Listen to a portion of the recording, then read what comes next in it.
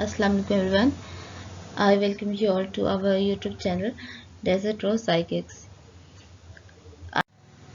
आज हम crime scene investigation के प्रोसेस को डिस्कस करेंगे। क्राइम सीन इन्वेस्टिगेटर्स जो होते हैं वो क्राइम सीन की जो लोकेशन है जहाँ पर क्राइम हुआ हो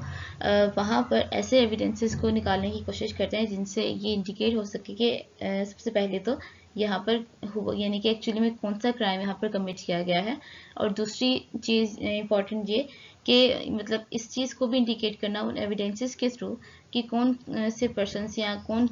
मतलब कौन लोग यहाँ पर क्राइम में इन्वॉल्व हो सकते हैं, यानी कि और किस किस के इन्वॉल्व होने के चांसेस ज़्यादा हैं। फॉर एग्जांपल क्राइम बस लाइक अबाउट मर्डर, और या फिर कोई रॉबरी का क्राइम था या फिर किडनैपिंग अगर हुई है क्राइम सीन में, तो वो एविडेंसेस के थ्रू इस चीज़ का पता लगाने की कोशिश करते हैं।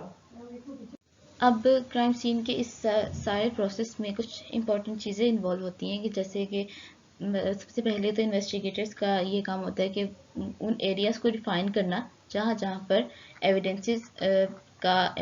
होने के चांसेस हो। ठीक है। नेक्स्ट दूसरा ये स्टेप की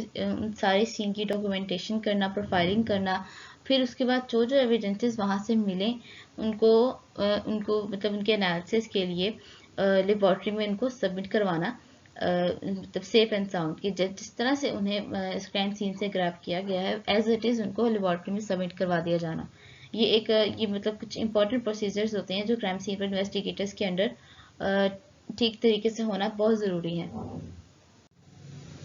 नाउ क्राइम सीन इन्वेस्टिगेशन जो प्रोसेस है इसमें कुछ स्पेसिफिक प्रिंसिपल्स होते हैं जिनको फॉलो किया जाता है ताकि बेटर तरीके से इन्वेस्टिगेशन प्रोसेस को रन किया जा सके।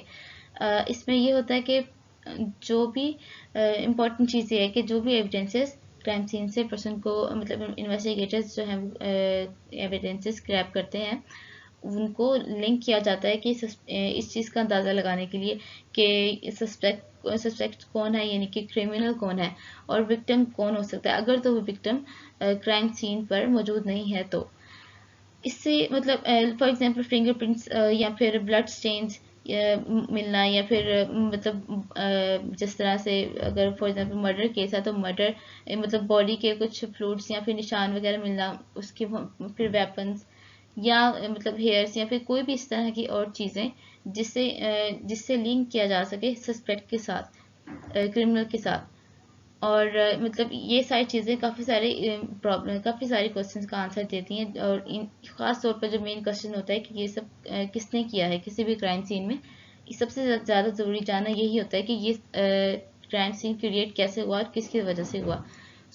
अब वो एविडेंसेस जो है वो और प्रॉपर प्रिंसिपल्स के साथ काम किया जाए तो इन चीज़ों को चेकआउट करने में हेल्प मिलती है। अब इसका पहला प्रिंसिपल ये है, मतलब इट इज़ यूनिक। इसमें ये होगा कि अगर क्राइम सीन में कोई ऐसा एविडेंस मिला है, जैसे कि एग्जांपल यहाँ पर दी गई है कि किसी यानी कि व्हीकल की टायर्स के निशान अगर मिले क्राइम सीन में, और अगर ये हो सकता है पॉसिबिलिटी है कि वो व्हीकल बिल्कुल अननोन हो, यानी कि उसका क्राइम सीन के साथ कोई ताल्लुक ना हो, बट फिर भी यहाँ पर अगर 1% 2% चांसेस भी हैं कि उसका क्राइम सीन के साथ कोई कनेक्शन हो सकता है, तो हर वो एविडेंस जो भी क्राइम सीन में मिले, फॉर एग्जांपल शू प्रिंट है या फिर इस तरह मतलब किसी के फिंगरप्रिंट्स के निशान है या फिर और कोई भी चीज़ मतलब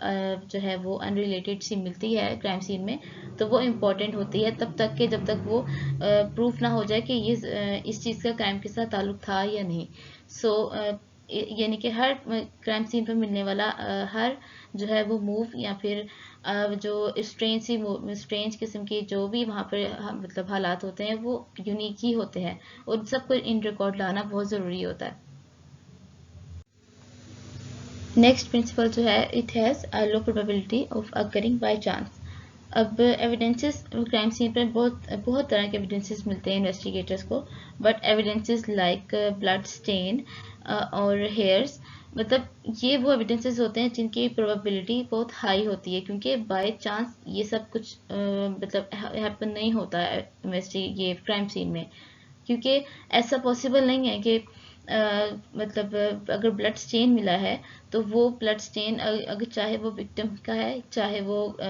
जो क्रिमिनल है उसका है, बट ऐसा नहीं होता कि वो ब्लड स्टेन कोई और आकर वहां पर छोड़ गया हो। वो ऑब्वियसली वहां पर जो लोग मौजूद थे उन्हीं में से किसी का होगा, इसीलिए हाई प्रोबेबिलिटी के जो एविडेंसेस होते हैं उनको उनको बिल्कुल भी क्राइम सीन में से उनको मतलब फॉर ग्रांटेड नहीं लिया जाता। उनको एज अ सैंपल लेबोरेटरी में लाजमी तौर पर भेजा जाता है, ताकि और इन्हीं एविडेंसेस की वजह से बहुत ज़्यादा हद तक हेल्प मिलती है क्रिमिनल को और विक्टिम को आइडेंटिफाई करने में। नेक्स्ट प्रिंसिपल इज है इट इज़ इनकॉन्सिस्टेंट, या फिर इसे अनयूजुअल भी कह सकते हैं इजी वर्ड में। If an item is found that is out of place or inconsistent with the setting, for example, if victim was not a smoker but cigarette is found at the scene, यानी कि अगर crime scene में अगर victim भी वहाँ मौजूद है या फिर अगर नहीं भी है, बट क्राइम सीन के सेटिंग में अगर ये मतलब एज्यूम किया जा रहा है कि रिकॉर्ड में ये है कि विक्टिम जो है वो स्मोकर नहीं था, बट सिगरेट जो है वो क्राइम सीन में अगर मिले, सो ये एक बड़ा एविडेंस इसे भी काउंट किया जाता है, जिसकी प्रोबेबिलिटी हाई होती है, जिससे मतलब विक्टिम जो क्रिमिनल है उसको आइडेंटिफाई करने के चांसेस ज़्यादा बढ़ जाते हैं। Next principle, it is a physical match. For example, अगर मतलब ये एक ऐसे एविडेंस की बात हो रही है कि मतलब कोई ऐसे ट्रेसेस एविडेंस जो है वो क्राइम सीन में से मिले अगर जो कि ब्रोकन कंडीशन में हो। फॉर एग्जांपल, अगर जो क्रिमिनल है उसने कोई वेपन यूज़ किया था क्राइम सीन में विक्टिम को नुकसान पहुंचाने के लिए, और वो उसका कोई ब्रोकन पार्ट वहां पर मौजूद है, सो ये एक बड़ा एविडेंस होता है, क्योंकि इस वजह से ये होता है कि जो एक पार्ट आपके पास मौजूद होता है इन्वेस्टिगेटर के पास, उसकी वजह से दूसरा पार्ट ढूंढना या क्रिमिनल तक पहुंचना या उसकी वजह से ये ज़्यादा आसान होता है। या फिर even a broken finger nail can be very much helpful in this process. तो इसको इस यानी कि इनके फ्रैक्चर मार्क्स को जो है वो डिमॉन्स्ट्रेट किया जा सकता है, ताकि मतलब इससे जो है वो क्रिमिनल तक पहुंचना ज़्यादा आसान होता है इन एविडेंसेस के थ्रू भी। अब यहाँ पर इसकी बारे में डिस्कस करते हैं कि क्राइम सीन पर किस किस तरह के एविडेंसेस मिलने के ज़्यादातर चांसेस होते हैं। फॉर एग्जांपल, बायोलॉजिकल एविडेंसेस, मतलब कि ब्लड स्टेन्स या फिर बॉडी फ्लूइड्स मिलना, या फिर मतलब हेयर या फिर नेल्स भी, या फिर अदर टिश्यूज क्राइम सीन पर। फिर दूसरे आते हैं latent print evidences, for example fingerprints का मिलना, या फिर पाम प्रिंट्स, या फिर फुट प्रिंट्स। फिर footwear and tyre track evidences, यानी कि व्हीकल से रिलेटेड या फिर मतलब शूज़ के कोई अगर ट्रेसेस मिले। ट्रेस एविडेंसेस, फॉर एग्जांपल मतलब मट्टी का मिलना, फाइबर्स, वेजिटेशन, ग्लास फ्रेगमेंट्स, ठीक है, मतलब टूटा हुआ शीशा मिलना कहीं पर। Digital evidences, for example cell phone records, internet logs, email messages, यानी कि कुछ ऐसा रिकॉर्ड मिलना क्राइम सीन पर, या फिर किसी भी गैजेट की सूरत में। टूल मार्क्स एविडेंसेस, यानी कि वेपन से रिलेटेड या फिर मतलब उनका कोई निशान मिलना। फिर ड्रग एविडेंसेस, फिर फायर आर्म एविडेंसेस, यानी कि क्राइम सीन पर बुलेट्स या फिर मतलब गन का या पिस्टल का मिलना। सो ये कुछ टाइप्स होती हैं क्राइम सीन पर जो कि एविडेंसेस के मतलब इस तरह के evidence most of the time वहाँ से इन्वेस्टिगेटर्स को मिलते हैं। अभी देखते हैं कि प्रोफेशनली क्राइम सीन को इंचार्ज कौन कौन लोग कर सकते हैं। इसमें आ जाता है कि certified crime scene investigator,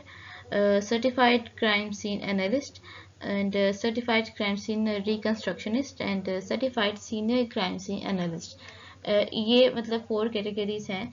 4 seats हैं, मतलब ये अथॉरिटीज जो कि क्राइम सीन को फॉर्मली इंचार्ज कर सकती हैं। And this is all for today, thank you so much for watching. आज की वीडियो से रिलेटेड आपका कोई भी क्वेश्चन हो तो आप कमेंट सेक्शन में पूछ सकते हैं, और इस पर मज़ीद भी वीडियोस अपलोड किए जाएंगे। अभी तक ये कोर्स कंप्लीट नहीं किया गया, सो इसके लिए आप चैनल को सब्सक्राइब करें ताकि आपको आने वाली वीडियोस के नोटिफिकेशंस साथ साथ मिलते रहें। थैंक यू सो मच, अल्लाह हाफिज़।